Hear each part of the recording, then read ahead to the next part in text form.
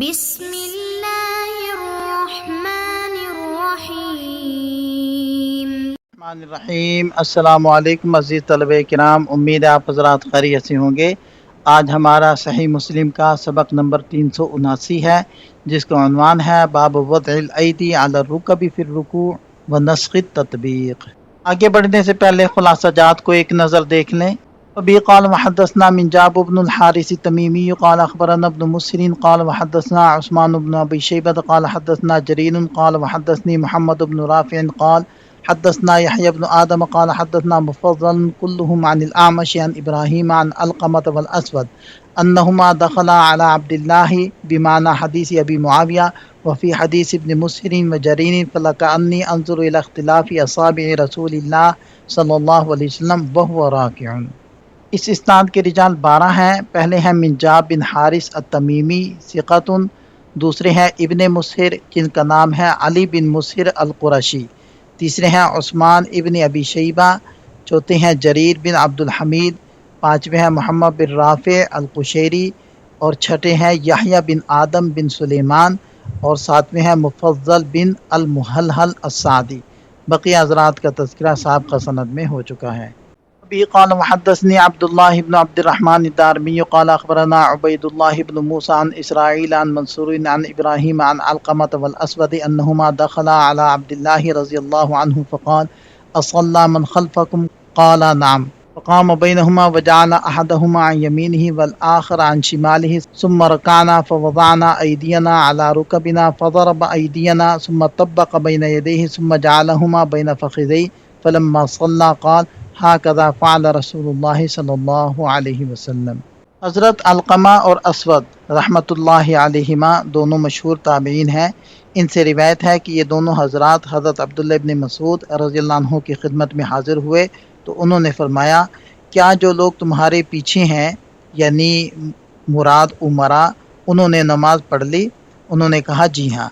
آپ رضی اللہ عنہ دونوں کے درمیان کھڑے ہوئے، ایک کو اپنی دائیں طرف کیا، دوسرے کو بائیں طرف۔ وہ دونوں فرمانے لگے کہ جب ہم نے رکوع کیا تو اپنے ہاتھ گھٹنوں پر رکھ لیے۔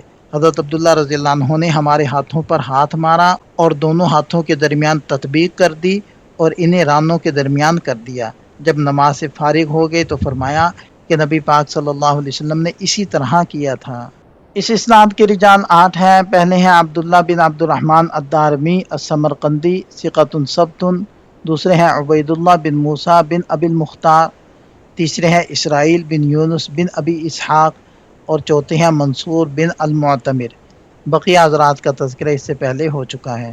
اس باب کی پہلی روایت میں ہم نے پڑھا تھا کہ حضرت عبداللہ ابن مسعود رضی اللہ عنہ نے جب اپنے شاگردوں سے پوچھا کہ کیا حکمرانوں نے نماز پڑھ لی، تو روایت میں تھا کہ شاگردوں نے جواب دیا نہیں، لیکن اس روایت کے اندر اس کے بالکل برعکس ہے کہ یہاں شاگردوں نے کہا جی ہاں انہوں نے نماز پڑھ لی۔ اب بظاہر یہ ایک تضاد معلوم ہوتا ہے کہ ایک جگہ شاگرد نہیں کہہ رہے ہیں اور دوسری جگہ ہاں کہہ رہے ہیں۔ اس الجھن کو سلجھانے کے لیے علماء نے 2 بہت خوبصورت علمی توجیحات پیش کی ہیں۔ پہلی توجیہ یہ ہے کہ یہ 2 الگ الگ واقعات ہیں۔ علامہ ابی رحمۃ اللہ علیہ فرماتے ہیں کہ ممکن ہے کہ یہ 2 الگ الگ مواقع یا 2 الگ الگ نمازوں کے واقعات ہوں۔ ایک موقع پر انہوں نے نہیں کہا ہو اور دوسرے کسی موقع پر ہاں کہا ہو۔ اس کی تفصیل بیان کرتے ہوئے وہ فرماتے ہیں کہ ہو سکتا ہے کہ یہ حضرات حضرت عبداللہ ابن مسعود رضی اللہ عنہ کے پاس عصر کے ابتدائی وقت میں آئے ہوں، اور جب حضرت ابن مسعود نے پوچھا تو انہوں نے بتلایا ہو کہ ہاں انہوں نے ظہر کی نماز تو ابھی ابھی اپنے آخری وقت میں پڑھ لی ہے، لیکن نہیں یعنی انہوں نے ابھی عصر کی نماز نہیں پڑھی۔ دوسری توجیہ یہ ہے کہ بر صغیر کے عظیم محدث علامہ انور شاہ کاشمیری رحمہ اللہ اپنی کتاب نیل الفرقدین میں اس پر ایک بالکل مختلف اور جاندار تنقیدی رائے دیتے ہیں۔ وہ فرماتے ہیں کہ اکثر محدثین اور راویوں کے ہاں لفظ نام ہی محفوظ ہے، اور یہ لا کا لفظ صرف امام مسلم رحمہ اللہ کی روایت میں آیا ہے۔ شاہ صاحب فرماتے ہیں کہ حقیقت یہ ہے کہ یہ راوی کا ایک وہم ہے، یعنی یہ لفظی غلطی معلوم ہوتی ہے۔ وہ آگے فرماتے ہیں کہ بعض لوگوں نے جو یہ تعویل کرنے کی کوشش کی ہے کہ ہاں کا تعلق ظہر سے تھا اور نہیں کا تعلق عصر سے تھا، یہ بات کچھ زیادہ مضبوط نہیں ہے، کیونکہ حدیث کا پورا سیاق و سباق ایک ہی واقعے اور ایک ہی نماز کی طرف اشارہ کر رہا ہے، اور مسند احمد میں ابن اسحاق کی جو روایت موجود ہے اس سے صاف واضح ہوتا ہے کہ یہ پورا واقعہ ظہر کی نماز کے وقت کا ہی تھا۔ خلاصہ کلام یہ ہے کہ اس بحث سے ہمیں یہ اندازہ ہوتا ہے کہ ہمارے ائمہ اور محدثین کرام حدیث کے ایک ایک لفظ کی حفاظت میں کتنے حساس تھے۔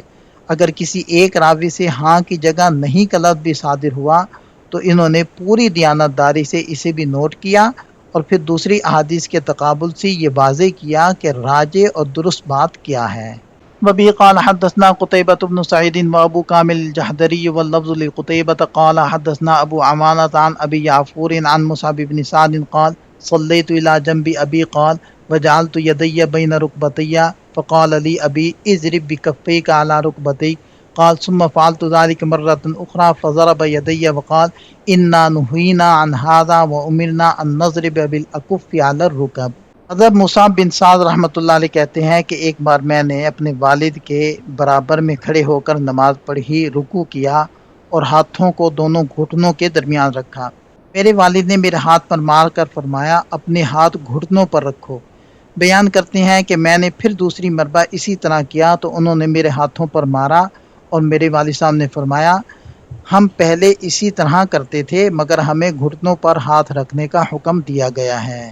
اس اسناد کے رجال 6 ہیں۔ پہلے ہیں قتیبہ بن سعید، دوسرے ہیں ابو کامل الجحدری، تیسرے ہیں ابو عوانہ الوضاح، چوتھے ہیں ابو یعفور، پانچویں ہیں مصعب بن سعد اور چھٹے ہیں ان کے والد گرامی سعد بن ابی وقاص مالک بن محیب بن عبد مناف بن زہرہ بن کلاب الزہری، مشہور صحابی ہیں رضی اللہ عنہ۔ 55 ہجری کے اندر ان کی وفات ہوئی۔ یہاں سے اس حدیث کے فوائد کو ذکر کیا جا رہا ہے۔ پہلا نقطہ یہ معلوم ہوا کہ رکوع میں دونوں ہاتھوں کو ملا کر رانوں کے بیچ رکھنا جسے ہم تطبیق کہتے ہیں اب شریعت میں منسوخ ہو چکا ہے۔ دوسرا فائدہ یہ ہے کہ تطبیق کا یہ طریقہ کوئی بدعت یا من گھڑت طریقہ نہیں تھا بلکہ اسلام کے ابتدائی دور میں اس کا باقاعدہ حکم دیا گیا تھا اور یہ سنت تھا، لیکن بعد میں مسلمانوں کی سہولت اور افضلیت کے لیے اسے ترک کر دیا گیا۔ تیسرا بہت بڑا اصولی نقطہ یہ ثابت ہوا کہ شریعت اسلامیہ میں نسخ عقلی طور پر جائز بھی ہے اور عملی طور پر واقع بھی ہوا ہے۔ یہ اللہ تعالیٰ کی حکمت ہے کہ وہ وقت اور ضرورت کے مطابق اپنے احکام میں تبدیلی فرماتے ہیں۔ چوتھا فائدہ یہ ہے کہ اب رکوع کے دوران دونوں ہاتھوں کو دونوں گھٹنوں پر رکھنا شریعت کا مستقل حکم ہے۔ شارح فرماتے ہیں کہ آگے چل کر ہم ان دلائل کو ترجیح دیں گے جو یہ ثابت کرتے ہیں کہ رکوع میں گھٹنوں کو ہاتھ سے پکڑنا صرف سنت نہیں بلکہ واجب کے درجے میں ہے۔ پانچواں نقطہ انتہائی اہم اور تربیتی ہے اور وہ یہ ہے کہ اگر کوئی شخص نماز کے اندر کوئی غلطی کر رہا ہو تو اسے نماز ہی کے دوران درست کروایا جا سکتا ہے، جیسے اس واقعے میں حضرت عبداللہ ابن مسعود رضی اللہ عنہ نے نماز کے اندر ہی اپنے شاگردوں کے ہاتھوں پر مار کر ان کی غلطی درست کی، اور بالکل اسی طرح ایک دوسری روایت میں جلیل القدر صحابی حضرت سعد بن ابی وقاص رضی اللہ عنہ نے بھی رکوع کے دوران اپنے بیٹے کو غلطی کرتے دیکھا تو ان کے ہاتھوں پر مار کر انہیں سنت طریقہ سکھایا۔ معلوم ہوا کہ نماز کے اندر عمل قلیل سے کسی کو دین سکھانا نماز کو فاسد نہیں کرتا۔ چھٹا نقطہ یہ ہے کہ جب شریعت کے خلاف کوئی کام یا غلطی دیکھی جائے تو اپنے ہاتھ کی طاقت سے روکنا جائز ہے۔ یہ عمل بالکل نبی پاک صلی اللہ علیہ وسلم کی اس مشہور حدیث کے عین مطابق ہے جو حضرت ابو سعید خدری رضی اللہ عنہ سے مروی ہے کہ آپ علیہ السلام نے فرمایا تم میں سے جو شخص کسی برائی یا غلط کام کو دیکھے تو اسے چاہیے کہ اپنے ہاتھ سے اسے بدل دے، اگر اس کی طاقت نہ ہو تو زبان سے روکے، اور اگر اس کی بھی طاقت نہ ہو تو دل میں اسے برا جانے، اور یہ ایمان کا سب سے کمزور درجہ ہے۔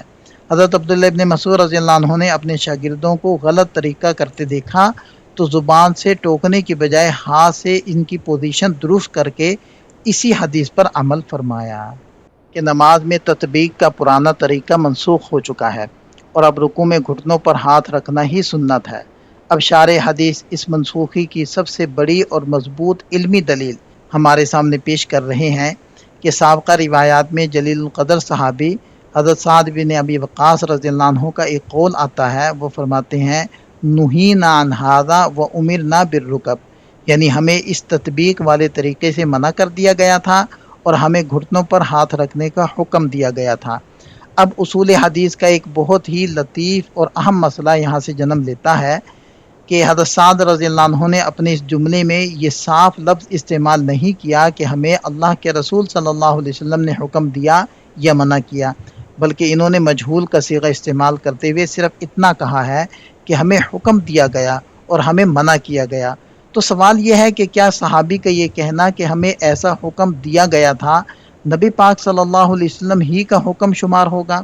اس پر شارح حدیث فرماتے ہیں کہ اگرچہ اس صیغے کے بارے میں علماء کے درمیان تھوڑا بہت اختلاف رہا ہے، لیکن علم حدیث کا راجح اور سب سے مضبوط فیصلہ یہی ہے کہ اس کا حکم رفع ہے، یعنی جب بھی کوئی صحابی یہ کہے گا کہ ہمیں حکم دیا گیا یا ہمیں منع کیا گیا، تو اس کا مطلب یقینی طور پر یہی لیا جائے گا کہ حکم دینے والے اور منع کرنے والے خود جناب رسول اللہ صلی اللہ علیہ وسلم ہی تھے۔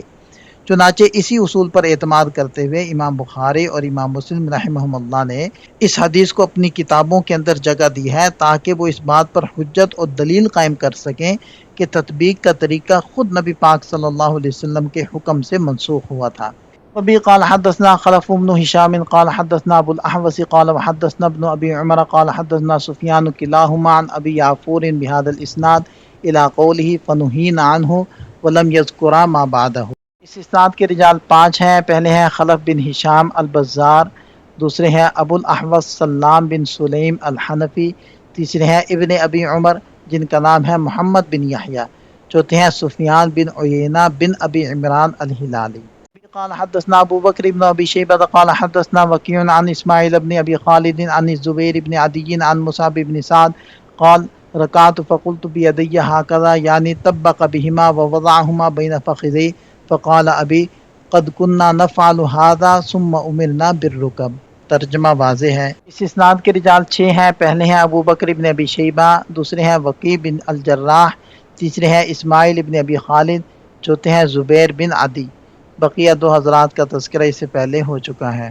قال حدثني الحكم بن موسى قال حدثنا عيسى بن يونس قال حدثنا اسماعيل بن ابي خالد عن الزبير بن عدي عن مصعب بن سعد بن ابي وقاص رضي الله عنه قال صليت الى جنب ابي فلما ركعت شبكت اصابعي وجعلتهما بين ركبتي فضرب يدي فلما صلى قال قد كنا نفعل هذا ثم امرنا ان نرفع الى الركب۔ اس روایت میں یہ الفاظ ہیں کہ راوی کہتے ہیں کہ جب میں نے رکوع کیا تو اپنی انگلیوں میں تشبیک کی۔ تشبیک کہتے ہیں کہ ایک ہاتھ کی انگلیوں کو دوسرے ہاتھ کی انگلیوں میں پھنسانا، اور دونوں ہاتھوں کو میں نے اپنے گھٹنوں کے درمیان رکھا۔ بقیہ ترجمہ واضح ہے۔ اس اسناد کے رجال 6 ہیں۔ پہلے ہیں الحکم بن موسیٰ ابن ابی زہیر البغدادی، دوسرے ہیں عیسیٰ بن یونس بن ابی اسحاق۔ بقیہ حضرات کا تذکرہ اس سے پہلے ہو چکا ہے۔ یہ ان احادیث سے حاصل ہونے والے چند فوائد اور نکات ہیں۔ یہاں ہمارا سبق مکمل ہو جاتا ہے۔ ایک نظر خلاصے کو دیکھ لیں۔ یہ سبق سے متعلق چند سوالات ہیں، ان کے جواب تحریر کریں۔ ملتے ہیں نئے سبق کے ساتھ۔ اللہ تعالیٰ ہم سب کا حامی و ناصر ہو۔ دعاؤں میں یاد رکھیے گا۔ السلام علیکم۔